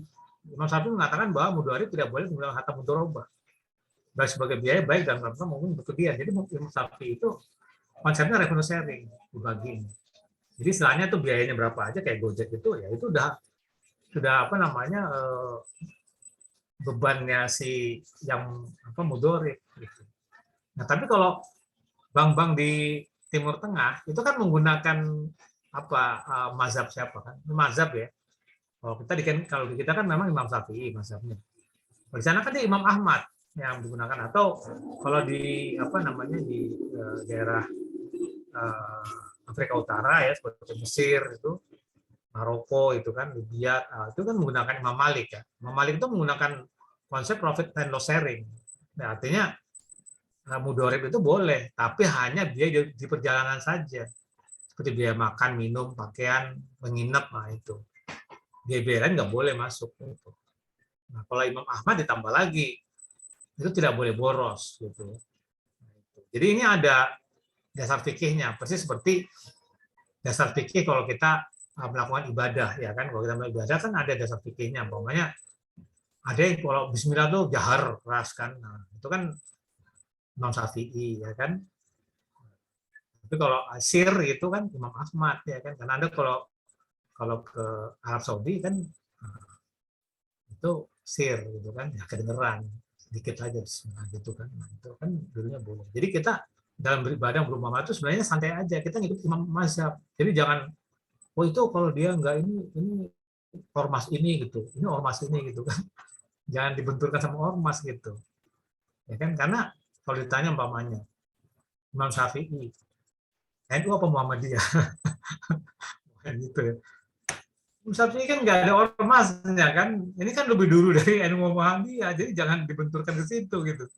Ya dan itu kita harus dewasa gitu. Jadi kita ikut imam mazhab salah satu aja, yang 4 itu ya, jadi kayak gitu. Nah, karena di Bank Syariah pun gitu ngikutin kan, nggak pernah itu. Nah gitu ya. Nah sekarang kita masuk ke perhitungannya nih langsung ya supaya kita hari ini maaf ya saya mungkin sampai sampai setengah 12 saja ya, karena saya ada pertemuan di UI ya. Nah, jadi kita langsung ke hitung-hitungan. Jadi seperti saya bilang ya, seluruh DPK itu dicampur ke dalam pooling fund, ya kan, dicampur jadi satu. Nah, ini udah ada konsep yang pooling fund katanya. Lalu disalurkan ke finance fund, ya kan, ke pembiayaan. Nah, lalu pembiayaan itu menghasilkan pendapatan, revenue tadi kan, sistem revenue sharing yang dicampur kan, karena ada margin, ada ujung, ada bagi hasil kan, sesuai dengan itu kan, apa namanya, produknya kan. Nah, itu masuk namanya pendapatan utama operasi. Pendapatan utamanya ini masuk ke sini. Lalu sesuai dengan aturan BI itu kan ada aturan financing to deposit ratio, ya kan? Artinya itu nanti dibagi hasilkan sesuai dengan apa namanya, kontribusi dari depositonya berapa. Nanti kita ada contohnya.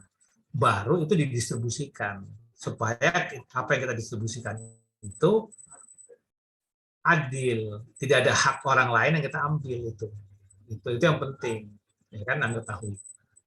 Lalu profit itu setelah kita hitung itu baru diberikan kepada nasabah kan, nanti ini maupun nanti ini dalam satu sistem ya. Nah, jadi kalau secara visualisasi ini, nah, visualisasi supaya gampang, itu ada dana masuk dalam bentuk giro, dalam bentuk akad wadiah, mudharabah, atau tabungan dalam bentuk wadiah, mudharabah. Deposito cuma mudharabah, nggak ada deposito wadiah kan, gitu kan, atau nggak ada deposito murabahah, ya kan. Tapi kalau di Malaysia ada deposito murabahah, ada. Kalau di Indonesia nggak ada. Di Indonesia adanya deposito mudharabah. Kalau di Malaysia lengkap, deposito ada mudharabah, ada murabahah, ada apa namanya, deposito apa namanya, apa ya satunya lagi itu, adalah satu itu nanti apa namanya, ada 3 tuh. Tapi kita kan di sini di Indonesia, jadi nggak usah pusing. Nama depositonya ya mudharabah semua, ya kan? Itu ya. Nah, itu kan konsepnya gini, konsep pertama yang penting ya. Karena dari bisnis saya kasih PR. Dana masuk pooling fund itu kan harusnya sama dengan yang dibiayai, ya kan? Dengan yang dibiayai itu harus sama. Makanya dimasuk 150, yang dikasih kredit 150, ya kan? Tapi dalam kenyataannya bisa beda. Ini DPK masuk 150, yang dibiayai 175 miliar, ya kan? Nah, berarti ada 25 miliar apa namanya, uang orang lain kan? Atau dana pihak kedua kan berarti. Iya, itu maksudnya. Jadi artinya bisa saja ada dana pihak kedua nih, gitu kan? Karena ini kurang. Jadi ini umpamanya masuk 150, ini keluarnya 175, sehingga nanti yang dibagi hasilkan ya itu jangan sampai salah ambil, maksud saya gitu kan, karena kebanyakan beda, karena nggak mungkin dana masuk sama dana keluar sama, bisa kurang bisa lebih, ya kan. Kalau lebih gimana umpamanya, ini masuk 175, tapi yang dipakai untuk kredit 150 kan, berarti 25 miliarnya kemana? Masuk ke SBI tadi saya bilang kan, masuk SBI, sehingga tidak hanya pendapatan utama yang dia dibagi hasilkan, tapi juga termasuk pendapatan dari SBI-nya. Nah itu. Nah, nanti kalau saya apa namanya gambarkan itu ada 3 kondisi. Jadi pendapatan utama operasi itu dibagi berdasarkan 3 kondisi. Pertama, kalau funding sama dengan financing, ya kan? Itu tentu semua dibagi hasilkan. Tapi kalau funding kurang dari financing, ya kan, lebih kecil lah maksudnya. Nah, artinya ada dana pihak kedua, maka itu dalam bentuk proporsi nanti, ya nanti ada proporsi berapa persen, ya kan? Nah, atau fundingnya lebih dari financing, ya kan? Kalau lebih ya nanti selain financing, berarti dia ada lagi pendapatan tambahan gitu. Nah, ya, nah kayak gini nih contohnya secara langsung. Ya. Contohnya ini ya, uang masuk 150 miliar, ya kan? Terus financingnya 150 miliar juga. Kan sama ini berarti, ini sama financing, ya kan? Dari financing, dia dapat margin atau ujuro 2,25 miliar, ya kan? Pertanyaannya, pendapatan kan berapa? Ya kan? Nah, pendapatan bagian kan ya semuanya 2,25. Kenapa? Karena kan sumber dananya semua dari dana pihak ketiga kan. Nah, sama. gitu. Nah, yang kedua, ini contoh beda. Masuknya 150 miliar, financing 175 miliar. Ya kan? Dari 175 miliar ini, dia dapat 2,625 miliar. Ya kan? Nah, kalau kita nggak tahu sistem bagi hasil, maka ini yang kita bagi hasilkan, yang 2,6 ini. Nah, padahal ini kan ada haknya dana pihak kedua. Ya kan? Ada 25 miliar dana pihak kedua. Ini nggak boleh. Ini kalau Anda masukkan sini, berarti Anda menzolimi dana pihak kedua. Dana pihak keduanya kan, ini ada hak yang pihak kedua. Maka yang dibagi hasilkan proporsinya. Proporsinya yang mana? Ya, uang masuk 150, keluar 175. Berarti 150 dibagi 175 kali pendapatan. Nah, jadi yang dibagi hasilkan bukan 2,625, tapi 2,25 gitu ya. Dibagi sebesar porsi DPK. Ini penting ya, karena nanti saya tuh pengalaman 5 tahun ngajar di UIN ya. Ini waktu ujian banyak yang salah ngambil. Dia ngambilnya dari yang sini. Itu ini makanya ini jangan diremehkan nanti ya. Anda perhatikan nih. Kan soal nomor 1 ini. Itu kalau ini udah salah ya, semuanya salah. Ke bawahnya tuh Anda salah semua gitu. Nanti kalau Anda metodenya benar, maksimal tuh saya kasih nilai B gitu kan. Karena Anda salah semua dari awal. Jadi saya kasih A itu. Nah, makanya Anda harus perhatikan. Karena ini kalau di praktek juga itu fatal. Anda kalau bagikan ini semua, ya kan ke nasabah pihak ketiga, ini dosa, ya kan? Karena Anda berbuat zolim kepada pihak kedua. Ya kan, Anda bagikan semuanya, padahal itu ada dana yang lain. Makanya penting sekali dari awal itu kita ketahui. Nah, ini pun juga dengan demikian, ini juga bisa di yang berikutnya ya. Dana masuk 150, ya kan? Tapi yang dipakai untuk pembiayaan cuma 125. Ya kan? Berarti ada 25 miliar masuk ke investasi kan? Sukuk umpamanya kan? Nah, itu. Sukuk dan SBI lah katakan gitu kan, mungkin sukuk 15, SBI 10. Nah, pendapatan dari pembiayaan itu kan 1,875, ya kan? Nah, Anda kan mungkin nggak tahu, ini aja Anda bagi. Ini sama juga, zolim juga, karena pendapatan dari produk lain Anda nggak tambahkan, gitu kan? Jadi tambahkan, gitu. Jadi ini kan 1,875, ini plus-plus ini loh.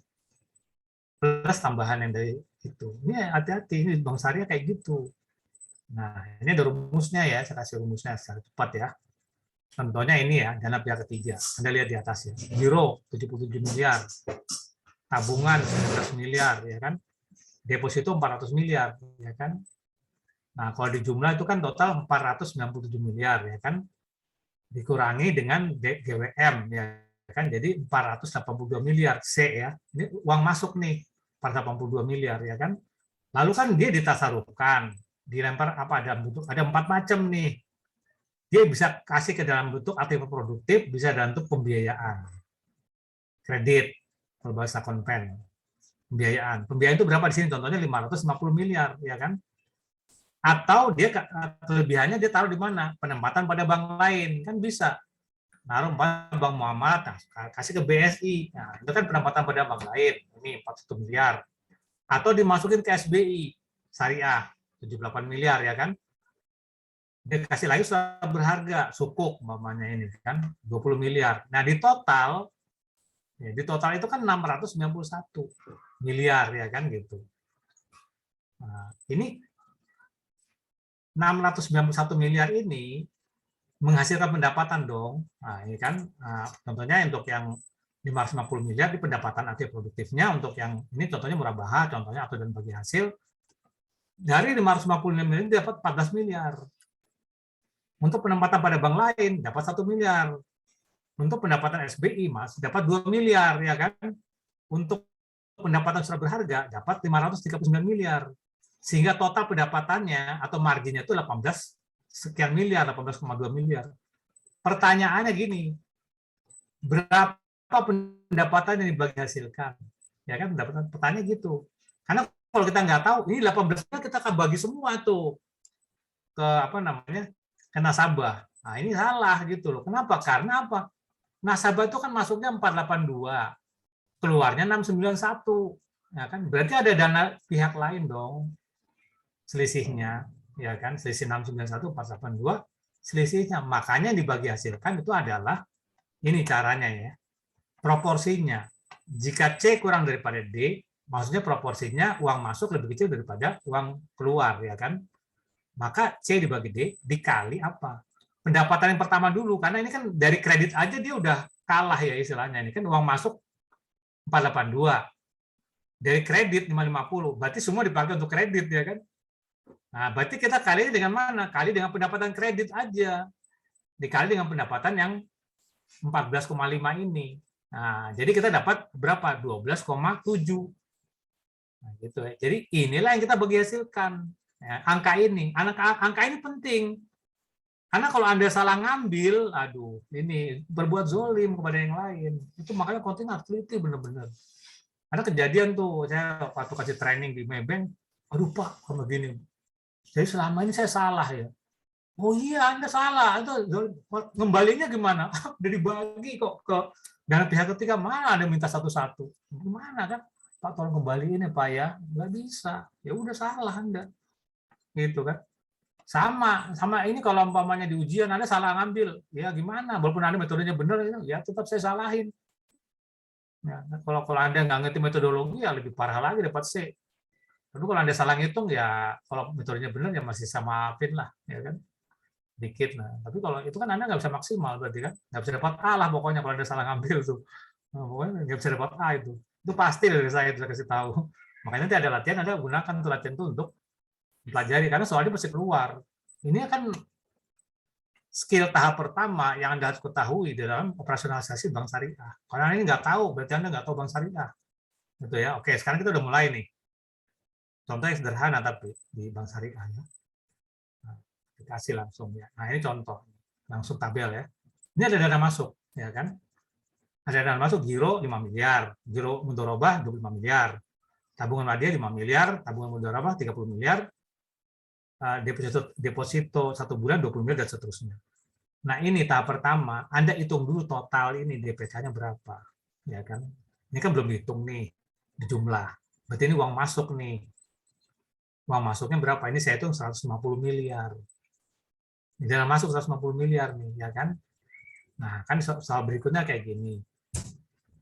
Ternyata dari soal ini kita ketahui bahwa financingnya 175 nih, ya kan? 175, pendapatannya nanti di soal bawahnya diketahui 2,625, ya kan? Maka yang dibagi hasilkan adalah proporsinya, ya kan? Berarti dari 150 dibagi 175 dikali 2,625, dapatnya adalah 2,25.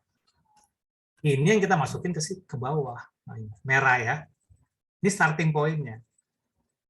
Nah, karena kalau Anda salah di sini, ya, ini ke belakangnya Anda ngitung salah semua, nggak ada yang benar pokoknya, Anda salah aja semua pokoknya kesananya. Ini dari sini, ya kan? Karena ini mau dibagi hasilkan pendapatannya antara nasabah sama bank. Nah, tapi pertama kali dibagi hasilkan sesuai dengan produknya, ya kan? Nah, contohnya produk giro wadiah. Berapa haknya giro wadiah di dalam pendapatan 2,25 miliar ini? Ya sesuai proporsi juga. Proporsinya kan 5 miliar, ya kan? 5 miliar dibagi 150 miliar, uang masuk tuh ya. 5 miliar dibagi 150 miliar dikali dengan pendapatannya. 2,25. Gitu. Ini kan kalau kayak gini. Yang merah-merah ini isiannya kan. 5 miliar dibagi 150 kali 2,25 dapat 75. Tabungan contohnya langsung loncat ya. Tabungan 30 miliar. Berapa haknya tabungan? 30 miliar dibagi 150 kali 2,25 dapat 450. Nanti ini akan dibagi hasil kepada seluruh pemegang tabungan sama bank. Ini untuk per produk. 450 juta, sebenarnya bukan miliar. Ini kan 2,25 miliar. Nah, ini diisi semua. Gitu. Ya kan diisi semua sampai bawah, sesuai proporsinya. Nah, setelah itu, baru kita hitung haknya pemilik dana. Ya kan? Nah, haknya pemilik dana itu kan sesuai dengan nisbah. Bawahnya nih ya, giro mudharabah. Saya langsung ke giro dulu, karena nanti yang bonus nanti ya 0%. Giro mudharabah itu kan dia dapatnya 375. ya kan? Nisbahnya 25%. Nah, berarti haknya dia adalah 375 kali 25%. Nah, itu haknya porsi pemilik dana, itu dapat tuh. Ya kan? Sisanya bank tinggal kali aja lah itu. Nah, tapi sebelumnya supaya nggak bingung, itu Pak, kok giro wadiah tuh 0% Pak nisbahnya? Iya, karena akadnya akad bonus, bukan akad bagi hasil. Kalau akad bonus, itu pada dasarnya semua pendapatan dari giro wadiah itu milik bank. Nah, ini makanya dibikin 0% dulu, bank 100% gitu. Nanti kalau bank mau ngasih bonus silakan, dari haknya bank boleh kasih. Tapi supaya Anda nggak bingung, karena kalau namanya giro wadiah itu pasti 0% kita untuk hitungannya. Ya.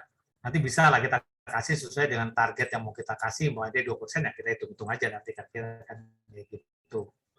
Nah, yang lain juga sama. Kalau umpamanya tabungan, ini kan haknya nasabah 30%.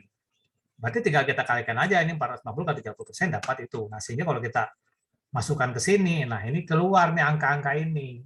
Ya kan, ini porsi pemilik dana nominalnya 93,75 juta. Porsi bank 281,25, ya kan? Terus sampai ke bawah keisi semua dong, karena ini kan semua ada apa namanya? Bagi hasilnya. Nah, Anda nih nanti kalau ujian harus ngecek supaya Anda tuh perhitungannya tepat. Itu total ini porsi pemilik dana ini kan totalnya 819,75 sama total porsi bank 1,430 ini harus sama yang ini pendapatan bagi hasil. Jumlah ini sama.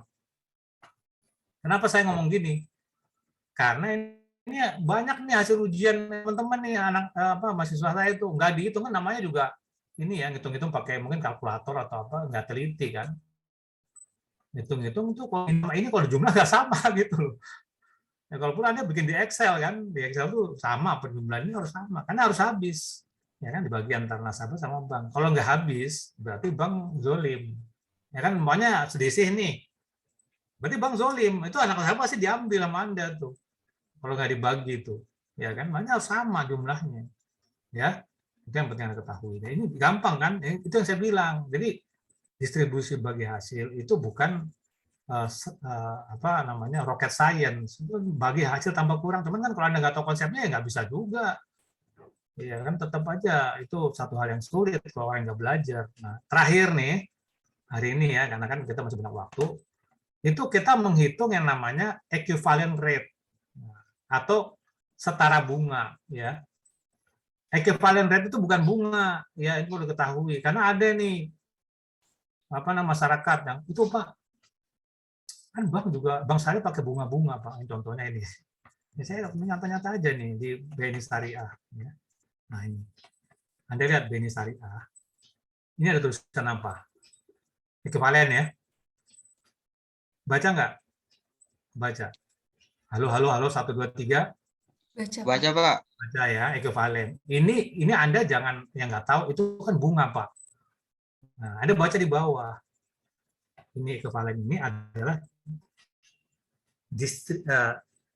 equivalent rate apa namanya berdasarkan ya kan realisasi nisbah bagi hasil bulan sebelumnya gitu loh. Ini bulan sebelumnya. Jadi kalau ditanya Pak nanti untuk yang bulan depan gimana? Ya nggak tahu karena Bank Syariah kan bagi hasil, nggak tahu ke depannya itu. Kalau di Bank Konven memang untuk yang ke depan. Bank Konven itu saya bisa memprediksi hasil saya berapa kan? Nah, bunga kan ada formulanya itu kan. Tapi kalau di Bank Syariah ini nyatanya ini tanya ya ini bulan lalu Pak. Nah, hitungnya gini. Yang tadi itu Anda kan harus ngisi ya kan. Nah, itu kan hitungnya. Nah, ini kan nominal tadi. Ini dapat dari mana?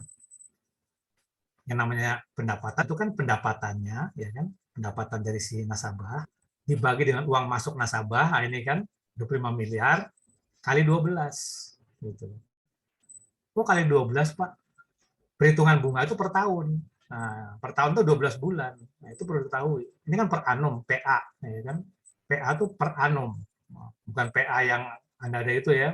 Sifat orang PA PA itu per annum. Nah, persen per annum. Nah, ini dapat 4,5%. Ini apa? Supaya nasabah itu punya bayangan bagi hasil itu kalau dibandingkan sama bunga kira-kira untungan mana kan gitu ya. Karena ada nasabah yang masih gitu-gitulah, masih hobinya banding-bandingin sama bunga ya kan.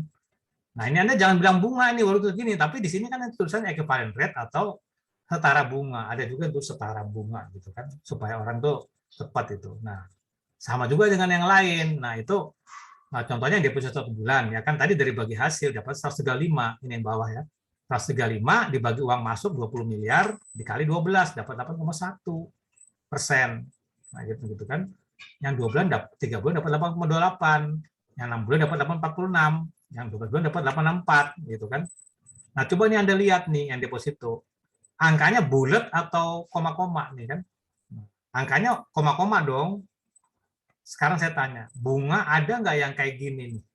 8,46. Bunga nggak ada. Bunga itu bulat-bulat, 8, 8,5, 9, 7, 7,5, nggak ada tuh di tabel apa namanya tabel suku bunga namanya ya 828, 810 nggak ada. Ini menunjukkan bahwa di bank syariah pendapatan itu dihitung berdasarkan cash basis, berdasarkan pendapatan real yang benar-benar kita terima, gitu. Dan ini tiap bulan berubah. Ini saya lihat aja, tiap bulan berubah pasti. Kalau sama, nah itu berarti kalau sama berarti dia memastikan pendapatan modal. Nah, itu adalah riba kan. Pendapatan modal kita pastikan dapatnya itu sama aja riba. Gitu ya. Terus sekarang saya tanya, Anda bisa nggak ngitung pendapatan bank? In percentage.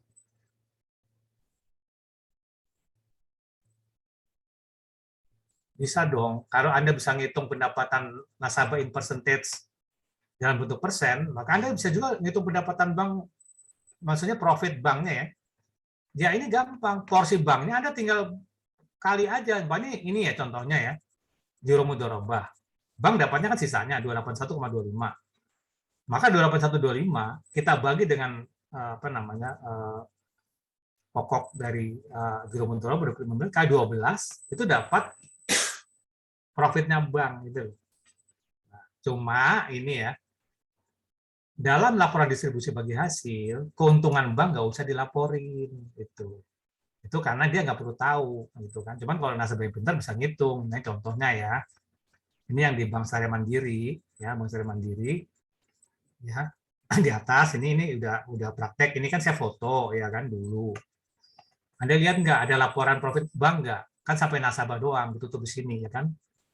Nggak ada tuh profit bank di sini. Profit bank itu untuk kita internal gitu ya, untuk internal gitu. Ini nisbah, lalu di sini istilah mereka bahkan bukan equivalent tapi indikasi rate of return atau indikasi imbal hasil nih sebenarnya. Karena masing-masing bank punya jargon sendiri kan, ada yang equivalent, ada yang imbal bagi hasil, ada yang setara bunga. Nah, ini Anda lihat di sini ini koma-koma. Nah, ini Anda harus bisa buat. Kan tiap bulan harus dibuat. Jadi ini adalah skill pertama yang Anda harus mampu lakukan. Jangan lupa. Saya nggak tahu, Anda silakan cek aja di koperasi Ikalumi atau apapun namanya itu. Ada nggak dibuat ini? Karena di koperasi kebanyakan nggak bisa buat tuh. Nggak dibuat dia.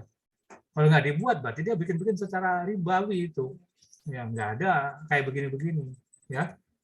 Terakhir nih soal internal ya. Internal saya stop share, maaf nanti setengah 12 kalau saya harus ke MUI sebentar. Ini aja bentar ini ya.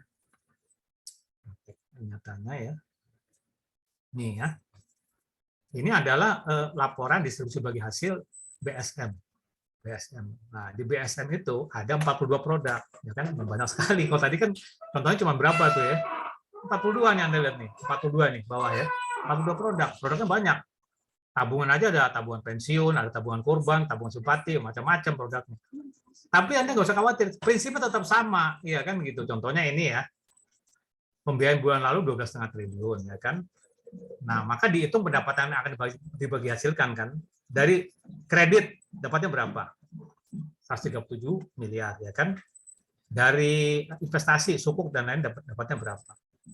Dapat 162. Ini yang dibagi 162 kenapa? Karena mungkin semuanya dibiayai sama DPK kan, maka angka ini naik ke atas. persis seperti yang tadi. Jadi akan dibagi hasil itu naik ke atas. Ini kan tinggal dibikin rumus Excel aja ya kan. Per produk adalah dari uang masuk produk dibagi dengan total dana pihak ketiga dikali dana distribusi. Ini dapat semua. Ya kan, dikali dengan dikali dengan hak nasabah dapat pendapatan nasabah. Ya kan? Lalu dapat equivalent rate, ya kan? Nah, tapi untuk laporan kita, coba Anda perhatikan. Untuk laporan kita harus sampai ke pendapatan bank, profit nih. Nah, nanti kita rata-ratakan di sini. Nah, ini yang di laporan distribusi nasabah nggak perlu ada. Contohnya ini ya. Rata-rata keuntungan nasabah, rata-rata dari semua dana yang masuk itu 5,27%. Nah, ini keuntungan bank 7%. Gitu.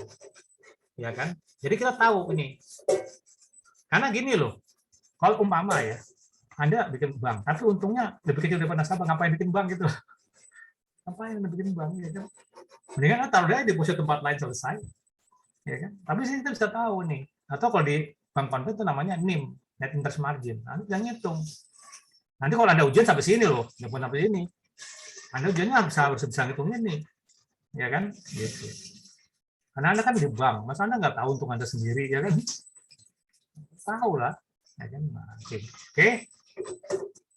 Terakhir ada PR. Nah, ya, Anda bisa tahu kan? PR ya.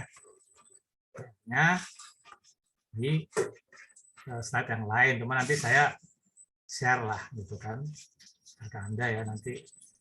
Nah, ini adalah PR-nya ya. Ini ada dana masuk kayak gini nih. Jumlahnya ini 20 miliar. Ini nisbahnya ya. Ini kan nisbahnya, ini adalah saldo rata-ratanya ya kan. Nah, lalu ada di sini data total pembiayaan kan 1,5 miliar atau 1,5 triliun kan. Ada pendapatan dari pembiayaan itu 15 miliar umpamanya kan begitu. Pertanyaannya gini, Anda buat tabel distribusi bagi hasil dari soal ini. Anda buat. Ini sudah nisbahnya ya. Saya kasih guidance-nya ya. Anda jangan ngambil distribusi bagi hasil dari 15 miliar ini. Nah, ini banyak yang PR. Udah Pak, dari 15 miliar ini kita bagi. Kita hitung dulu. Berapa pembiayaannya, berapa dana pihak ketiganya kan. Nah, ini proporsi. Paham? Nah, lalu Anda hitung keuntungan bank ya, bukan cuma keuntungan nasabah. Nah, hitung keuntungan banknya berapa. Ya kan? Karena ini adalah skill pertama yang Anda harus miliki. Ini kan soalnya kan kayak gitu ya. Tabel distribusi profit, ya kan? Ini yang bawah nanti dulu. Ini nanti kalau udah pembagian sampai ke nasabahnya, itu depan aja. Di sini dulu lah. Oke? Paham? Paham, soalnya saya mau absen Anda nih. Ya, nanti ini saya baginya aja dulu deh. PR-nya ya. Ya, karena Anda kan harus bisa. Masa kuliah nggak ada hasilnya kan? Bagi hasil nggak bisa, padahal kuliah kan. Ini jadi sama dengan kelas A, kelas B ya. B.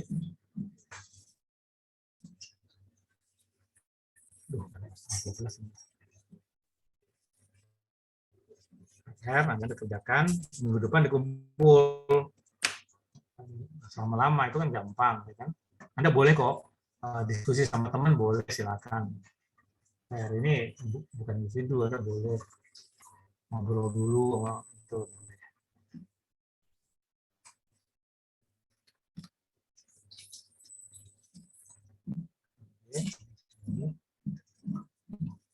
Ini soalnya ada di halaman 47 ya. Sekarang saya absen nih.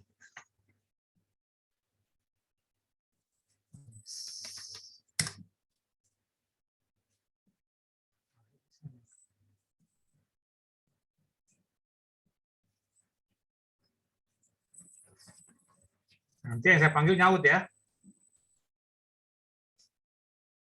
Hadir gitu ya.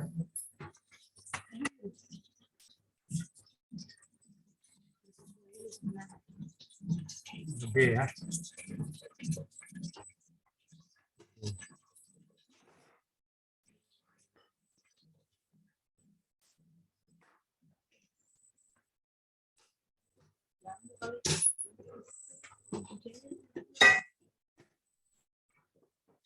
Ujayanti, Asana, ada nggak?